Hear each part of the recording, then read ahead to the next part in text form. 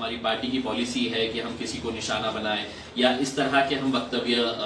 करें। एक तो ये है कि 8 दिन पहले वाला मुद्दा है जिसे है तो पूरी तरह से छानबीन करके निकाला गया है कि अब इसके ऊपर है तो एक बवाल तैयार किया जाए। हमारा यही कहना है कि पार्टी किसी भी तरह से ऐसे किसी भी स्टेटमेंट का समर्थन नहीं करती है जो किसी जाति, धर्म या मजहब का हो। लेकिन वारिस पठान ने साफ कर दिया है उसकी नाराजगी हमारी नाराजगी और इस देश के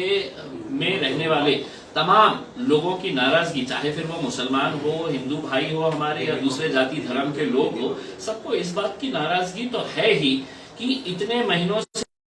रहा है और सरकार खामोश बैठी है, तमाशाई बनकर देख रही है कि ये क्या कर रहे हैं। तो कहीं ना कहीं हमारा गुस्सा इस बात को लेकर है, लेकिन इसका मतलब ये नहीं है कि हम इस गुस्से को ऐसे शब्दों के अंदर परिवर्तन कर दे जो समाजों के अंदर दरार निर्माण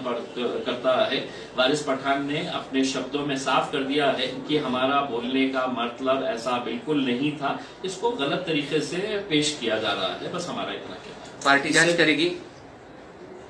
देखिए, अवैसी साहब हमेशा से ही इस बात है कि इस मुल्क के अंदर हमें ये संवैधानिक अधिकार दिया गया है कि हम किसी मुद्दे के ऊपर हम अलग विचार रख सकते हैं, लेकिन इसका मतलब ये नहीं है कि उन विचारों के जरिए हम ऐसी कुछ हरकतें करें कि जो आज हमें भी बदनाम करता है, समाज को भी बदनाम करता है, पार्टी को भी बदनाम। किसी भी स्टेटमेंट जो शायद मेरे मुंह से निकले हो, वारिस पठान के मुंह से निकले हो या और भी पार्टी के नेताओं के मुंह से निकले हो, तो बार बार अवैसी साहब अक्सर ये बात कहते हैं कि अपने जबान के ऊपर कंट्रोल रख के किस तरह से शब्दों का इस्तेमाल करना चाहिए। लेकिन इस मामले के अंदर चूंकि वारिस पठान ने साफ कर दिया है कि मेरा बोलने का मतलब ये था, तो मैं नहीं समझता हूं। और उसके बावजूद भी अगर अवैसी साहब अगर समझेंगे कि नहीं इसके अंदर दोबारा ताकीद करने की जरूरत है, तो हम बिल्कुल पूरी तरह से उसका आदर सम्मान करेंगे। आदित्यनाथ जी, और दूसरा आपने जो बताया गोली मारो का सवाल, उतना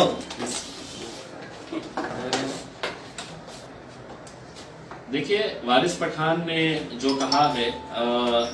वारिस पठान ने स्पष्ट कर दिया है कि उनका बोलने का मकसद क्या था और उन्होंने साफ किया है कि हम कभी भी किसी भी दूसरी जाति, धर्म और मजहब के खिलाफ हम बोल नहीं सकते हैं, हम बोलेंगे नहीं। हाँ, हमारा आंदोलन चल रहा है, हम उसकी पूरी तरह से समर्थन करते हैं। आंदोलन जो है वो हमको मौलिक अधिकार दिया गया है कि हम अपना आंदोलन जारी रख सकते हैं। लेकिन सवाल ये पैदा होता है कि वारिस पठान जब कुछ कहता है तो इतना बहू बनाया जाता है, वहीं दूसरी तरफ एक केंद्रीय मंत्री जब ये कहता है कि देश के गद्दारों को गोली मारो सालों को,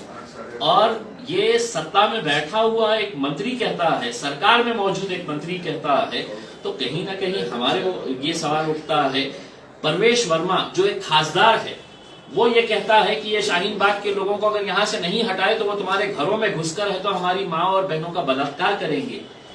ये योगी आदित्यनाथ जो एक संविधान की शपथ लेते हैं,